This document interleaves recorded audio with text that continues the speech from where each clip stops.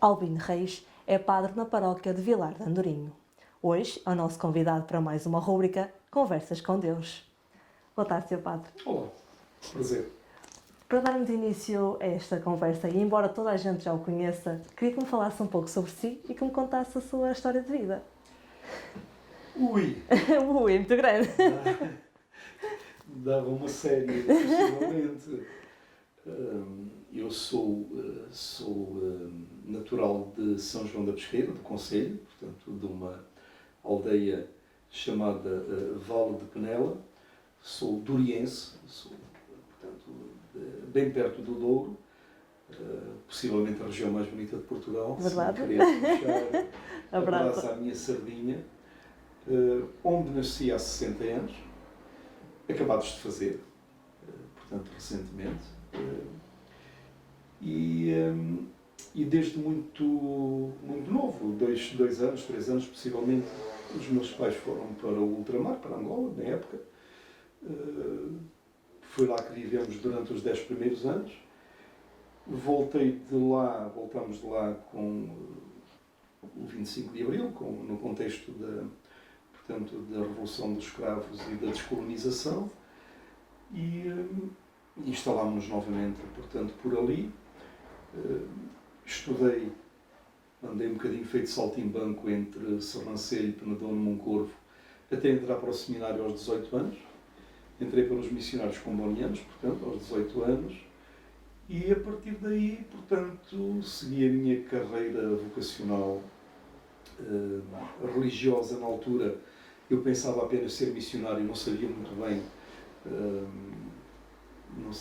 bem se isso se podia conjugar, ou como é que isso se podia conjugar com o sacerdócio, mas de facto o sacerdócio não estava no meu horizonte, não é? Queria ser missionário, um bocadinho aquele desejo de aventura e ao mesmo tempo de fazer alguma coisa de útil e de bom. E depois, entretanto, durante o tempo do seminário, em Coimbra, depois em Santarém, no noviciado, despertei para a vocação sacerdotal. Fiz os estudos de teologia em Paris, no Instituto Católico. Voltei para Portugal, trabalhei aqui perto na Maia, na animação vocacional, portanto, percorri Portugal de leste a leste, de norte a sul, de este a oeste, visitando as escolas e as paróquias e tentando despertar os jovens e adolescentes e jovens para a vocação missionária e para a vocação consagrada, para a vocação religiosa, ou pelo menos para uma vivência de fé em qualquer forma dessa vivência, não é? Portanto, com os valores cristãos. E fui fazer um período longo de missão no Brasil durante 10 anos. Regressei em 2000, portanto, do Brasil. Vim para Portugal para trabalhar nas revistas que os missionários combonianos ainda hoje têm, que são Audácia e Alemar. São 2 revistas, estive lá como editor, como chefe de redação, como jornalista, e depois vim aqui parar a Vilar de Andorinho, não sei muito bem como. Não sabe? Não sei muito bem como, porque nunca tinha ouvido falar de Vilar de Andorinho. Sério? Foi assim num contexto, enfim, num contexto de instabilidade pessoal em relação à situação que estava a viver nos combonianos. Pedi para me desvincular, chama-se isto, fazer uma experiência de exclaustração, portanto, fora do claustro, fora da congregação. Pedi para fazer uma experiência fora da congregação durante 1 ano. Por algum motivo? Entretanto, Por algum motivo? Descontentamento. O facto de o meu regresso do Brasil foi um bocado atribulado.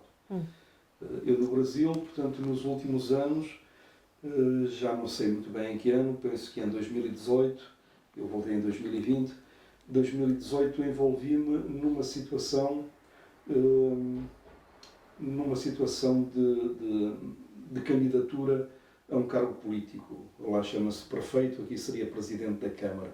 Portanto, lá no município onde eu estava a trabalhar, no interior do Maranhão.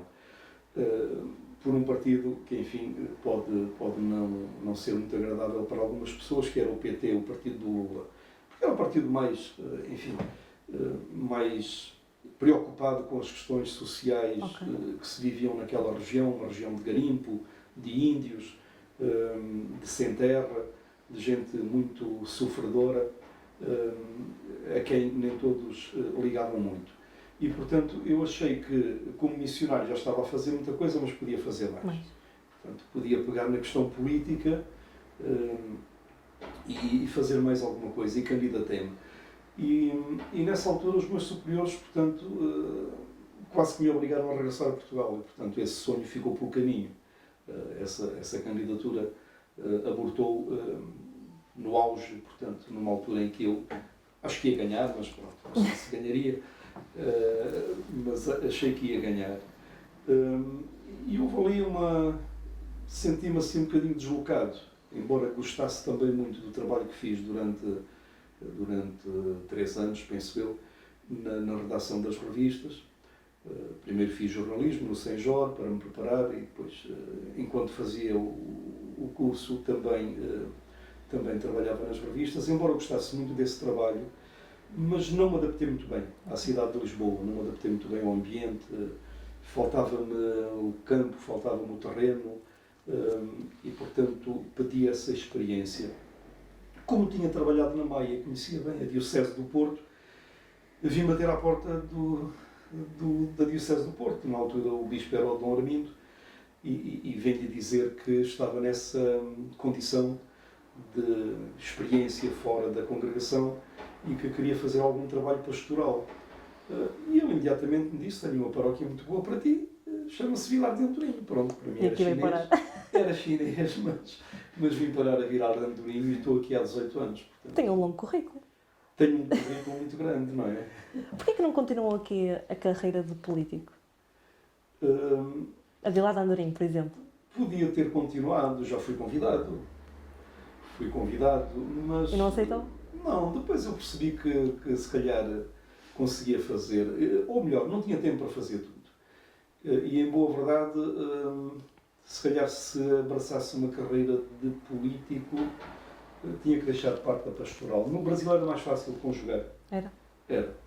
Aqui não era tão fácil de conjugar e, aliás, o Código do Direito Canónico, portanto, o código que rege um bocadinho a prática da Igreja, não permite. Permite que um padre se candidate, há alguns casos, mas durante o tempo do mandato político tem que abdicar da ação pastoral, do trabalho pastoral. E pronto, eu achei que estava demasiado mergulhado num trabalho pastoral. A paróquia é muito grande, Vilar de Andorinho é muito grande, e seria quase uma traição deixar esse trabalho para abraçar a política. Já há muita gente que o faça e que o faça bem. Não acha se candidatar-se ganhava? Não sei. Se calhar ganhava. Eu tenho muitos amigos. Se os amigos votassem todos em mim... Eu acho que sim. Não estou... Sou quase como o vice-almirante, como é que se chama? O Gouveia e Melo. Dizer que isso agora não está nos meus planos, embora o Gouveia e Melo parece que qualquer dia é capaz de fazer, de repensar nas coisas, não é? A gente nunca sabe. Ele já veio dizer: desta água não beberei, e eu também poderia dizer a mesma coisa, mas não bebo mesmo, não bebo. Já não me atrai a política. Acho que no que estou a fazer tenho muito que fazer, e se fizer bem já estou a fazer o que devo. Há uma relação entre política e religião? O ser humano, a pessoa humana, é naturalmente política. Exatamente. Portanto, ia dizer o homem e a mulher. Portanto, o ser humano, a pessoa, é naturalmente política. Tem a ver com a questão da polis, da cidade, do convívio, da sociedade, da gestão das coisas. Portanto, naturalmente somos todos políticos, e a política é uma coisa boa porque, de facto, sendo bem exercida, permite esta convivência humana no sentido sempre do bem comum, de construirmos a cidade dos homens onde Deus tenha lugar. Portanto, este é o meu pensamento. E onde haja lugar, mesmo para quem não acredita em Deus, para os valores que quem acredita em Deus tem muito mais presentes, que são a justiça, a paz, a fraternidade, a solidariedade, portanto, valores essenciais para sociedades mais equilibradas e onde todos tenham igualdade. Acha que isso acontece? Não, infelizmente não. Sabemos que não. Sabemos que não porque há o reverso, não é? A política em si é boa, possivelmente os políticos nem todos são bons e depois na hora de pôr em prática aquilo para que se candidataram. É interessante que no contexto do mundo da política, das coisas que envolvem a política, há palavras muito interessantes que as pessoas às vezes não se dão conta. Por exemplo, a palavra candidato. O que é um candidato? O candidato é um gajo, é um tipo, é uma pessoa cândida, pura. Okay. Candidato, cândido, puro. Nem todos são, não é? Nem todos são. A palavra ministro, o que é o ministro? O ministro é o mais pequeno, mini, o servidor. Eles têm todos o rei na barriga, acham todos que são os que mandam, não é?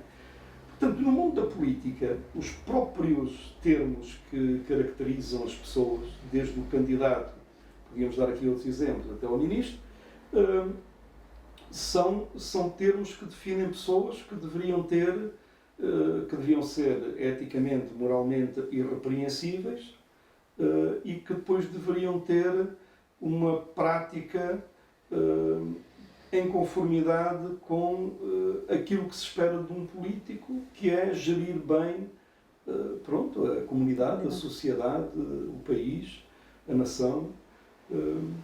Sabemos que isso não acontece, não é? Sabemos que isso não acontece, infelizmente.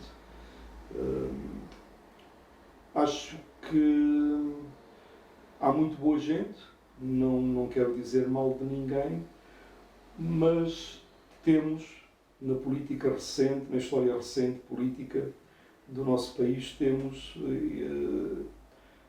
bons exemplos, ou melhor, exemplos de coisas muito más que aconteceram, de gente em quem colocávamos expectativas, confiança, em quem votámos e que depois nos traíram completamente, que fizeram alianças com padrinhos, com banqueiros, Pois. e portanto, que nos traíram na confiança que depositámos neles. Mas, de facto, a política e a religião podem muito bem ter uma relação de convergência e de colaboração. A religião não pode demonizar a política não pode excluir a religião. Portugal é um país católico e acho até que os católicos, portanto, eventualmente os padres também podem, como já disse há bocado, embora fiquem depois, mas os católicos deviam assumir-se mais como pessoas empenhadas na ação política e, dentro da ação política, definir-se mesmo como católicos. Mas católicos com os valores católicos, não é? Depois católicos com valores enfim, de racismo, de luta, de propostas contra os direitos humanos, como às vezes acontece, não é? Aparece gente que é católica. Não parece que não querem saber. Estavam muito ocupadas com outras coisas. Exatamente. Mas não há nenhum choque, nem nenhuma incompatibilidade entre a religião e a política, antes pelo contrário. Muito bem. É fácil ser padre hoje em dia? É assim, fácil não é. É como tudo. Se colocarmos empenho nesta missão, nesta atividade de ser padre, não é fácil. Nem numa paróquia grande como Vilar de Andorinho, nem numa paróquia pequena. Porque por mais pequena que fosse uma paróquia, tem pessoas, e o trabalho pastoral junto das pessoas é um trabalho que exige muita dedicação, muito compromisso, muita atenção e muito cuidado, sobretudo nas situações de fragilidade, Portanto, isso não se faz de ânimo leve, portanto, não é uma coisa que se faça sem dores de cabeça e sem problemas no sono. Pois, imagino. Não é? Não é uma coisa que se faça assim de ânimo leve, mas é uma atividade muito interessante que a mim particularmente me traz muita realização, muita felicidade e onde estou bem. E o seu trabalho no hospital? O trabalho do hospital é neste âmbito, portanto, no âmbito da minha condição de padre. Sou, portanto, assistente espiritual e religioso. Consigo, nesse trabalho de assistência espiritual e religiosa, assistir precisamente, ir ao encontro de pessoas que comungam a minha fé católica, mas também, e teria aqui centenas de experiências para partilhar, ao encontro de outras pessoas que têm não só uma sensibilidade, que não têm apenas uma sensibilidade religiosa, exclusivamente religiosa, portanto marcada por aquilo que são os rituais específicos de uma religião e a prática concreta de uma religião, mas também que são espirituais. Portanto, porque há aqui uma diferença e por isso é que o trabalho que eu exerço no hospital se chama assistência espiritual e religiosa. Portanto, é para quem tem uma religião e pratica essa religião e é para quem, e penso que somos todos, as pessoas, mesmo aqueles que dizem que não, para quem tem uma espiritualidade, tem valores espirituais, se coloca questões, tem dúvidas, tem anseios, se questiona sobre a vida e a morte, se questiona sobre... Devem ser muitas as questões. São muitas questões e entram num contexto de doença, são muitas mais. Por isso é que eu digo que teria muitas experiências para partilhar a propósito disso com pessoas que depois começam por dizer até que são ateus, quando eu me aproximo para visitar e dizer sou o capelão, sou o padre, e dizem, eu sou ateu, desculpa lá, não. Mas depois acabam por até pedir para voltar e voltar enquanto lá estão. E não quero dizer que converta essas pessoas, às vezes até são, mas é eles que me convertem a mim. Como assim? Que me fazem, não é que me convertem, mas que me fazem pensar mais a sério naquilo a que a gente já se habituou e que muitas vezes nem sequer questiona. Uma última pergunta. Acha que os padres devem casar-se e construir família? É assim, eu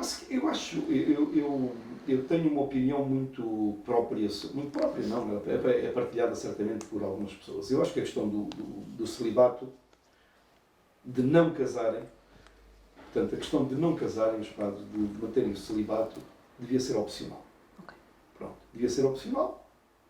E quem quisesse, como acontece na Igreja Anglicana, como acontece na Igreja Ortodoxa, como acontece nas igrejas protestantes, portanto, devia ser opcional.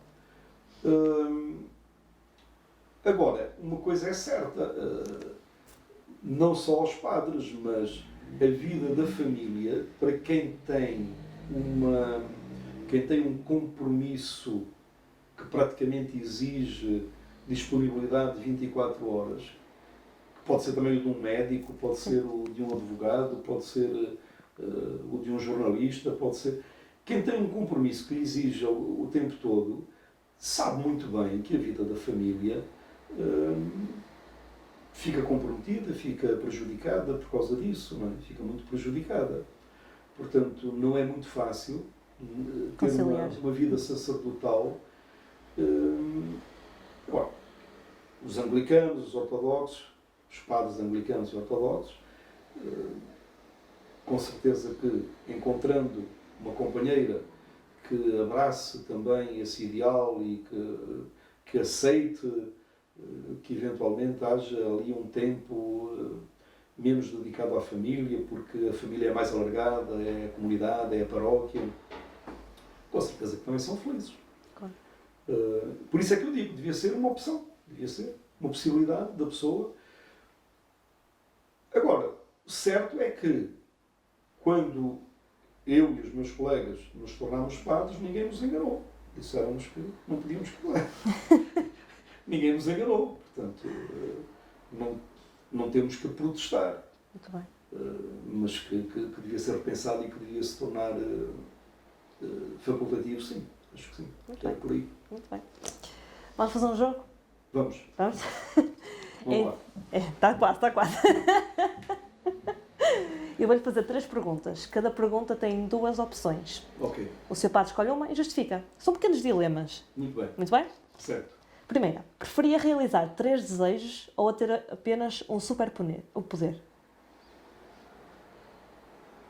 Eu preferia realizar 3 desejos, porque esta questão do superpoder pode nem sempre ser muito bem administrada. E 3 desejos já era bom, poder realizar 3 desejos. Quais eram? Isto era Assim, podia realizar... 3 desejos. Primeiro era colocar mais paz no coração das pessoas. Podemos ir por aí. Colocar mais paz no coração das pessoas, colocar mais amor no coração das pessoas.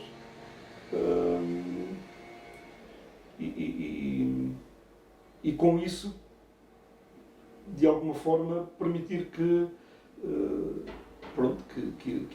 o mundo fosse melhor. Porque Muito bem. havendo mais paz e havendo mais amor, teríamos um mundo mais fraterno, mais justo, mais solidário, com menos problemas. Acha que alguma vez vai acontecer isso? É possível.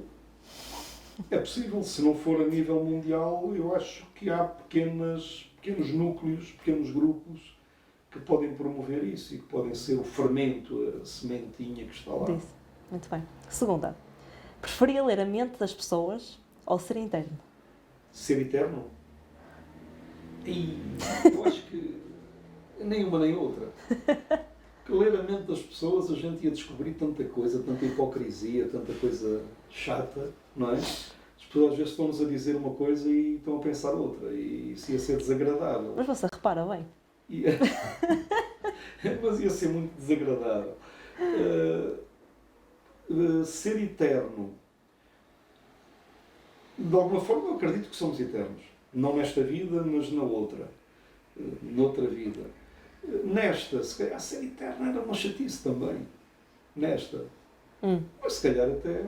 Vai ser interno na outra? Tinha. Mas é que na outra já não há doenças nem nada. Nesta, ser eterno, estar numa cama...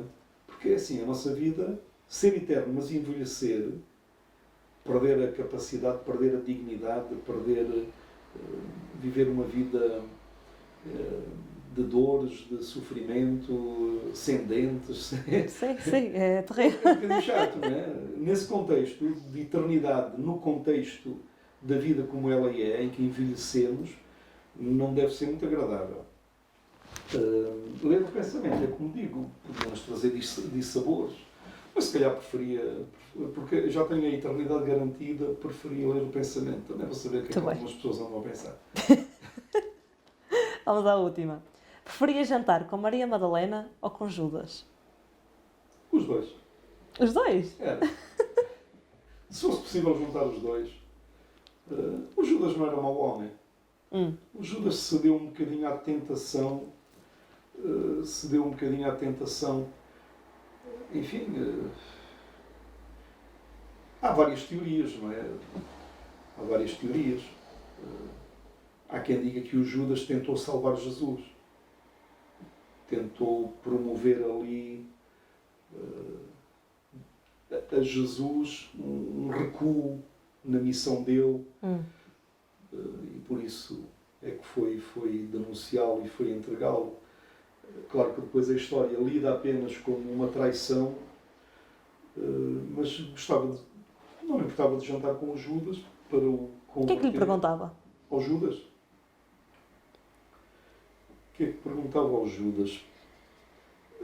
Primeiro perguntava, se calhar, porque é que ele fez. Se fosse depois da morte de Jesus, tentava perceber um bocado A razão. a real razão do gesto dele, da traição dele. Se foi uma traição por traição, porque não acredito que alguém que vive que alguém que é discípulo e que está num grupo e que foi escolhido, seja traidor por traidor. Tentava perceber o que é que foi essa traição, o que é que foi essa razão. Maria Madalena é uma figura que apaixona, não é? É uma figura que apaixona, é uma pecadora que vive que vive a sua condição de pecadora, portanto, acreditando que a Maria Madalena é aquela prostituta que tentaram, aquela adúltera que tentaram apedrejar e tal, também não há nada certo sobre isso, mas acreditando que era essa mulher, essa pecadora, essa adúltera, era uma pecadora com uma ânsia muito grande de mudança, quer dizer, no fundo era boa pessoa. Era boa pessoa e acho que seria interessante jantar com ela. Muito obrigada por esta Sobretudo conversa. se ela cozinhasse bem. Se calhar sim. Porque Muito eu também obrigada. cozinho bem e juntávamos ali um bocadinho. Está a ver? Íamos para a cozinha e fazíamos assim um jantar aprazível. Obrigada. Obrigada por esta conversa. Obrigada. Obrigado.